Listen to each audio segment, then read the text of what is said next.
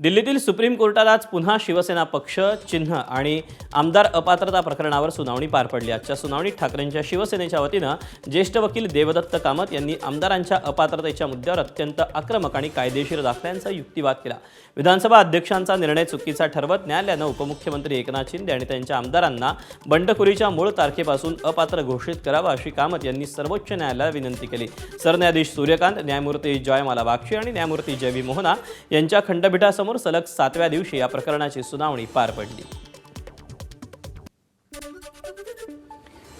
ठाकरेंच्या शिवसेनेचे वकील देवदत्त कामत यांनी सुभाष देसाई खटल्याचा दाखला देत विधानसभा अध्यक्षांवरील विश्वास नसल्यानं अपात्रतेचा निर्णय सर्वोच्च न्यायालयानंच घ्यावा अशी मागणी केली। अध्यक्षांनी निर्णय घेण्यास विलंब केल्यानं सर्वोच्च न्यायालयात वारंवार यावं लागल्याचंही त्यांनी न्यायालयाच्या निदर्शनास आणून दिलं। तसंच अपात्रतेचे तथ्य सिद्ध झाल्यास सर्वोच्च किंवा उच्च न्यायालय थेट आमदारांना अपात्र ठरवू शकतं असे अनेक कायदेशीर दाखले उपलब्ध असल्याचा दावाही कामतांनी केला।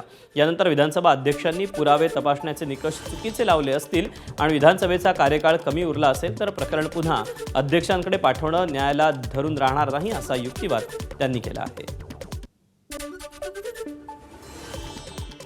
महाराष्ट्रातील सद्यस्थितीची तुलना करत ठाकरेंच्या शिवसेनेचे वकील देवदत्त कामत यांनी सर्वोच्च न्यायालयासमोर महत्त्वाची मागणी मांडली। कथित बंडखोरी आणि पक्षांतराच्या आधारे मिळालेल्या धनुष्यबाण पक्षचिन्ह तसंच केवळ तथाकथित विधिमंडळ बहुमतावर आधारित केलेला असल्याचा युक्तिवाद त्यांनी केला। संबंधित आमदारांनी पक्षांतर केलं होतं की नाही याचा अंतिम फैसला सर्वोच्च न्यायालयानंच करावा अशी मागणी कामत यांनी केली। न्यायालयानं पक्षांतर झाल्याचं ठरवल्यास केंद्रीय निवडणूक आयोगानं पक्षचिन्ह देताना मानलेला मूळ आधारात संपुष्टात येईल असा दावाही त्यांनी केला। या महत्त्वाच्या आणि आक्रमक मुद्द्यांसह ज्येष्ठ वकील देवदत्त कामत यांनी आमदारांच्या अपात्रतेच्या कायदेशीर मुद्द्यावरील युक्तिवाद पूर्ण केला।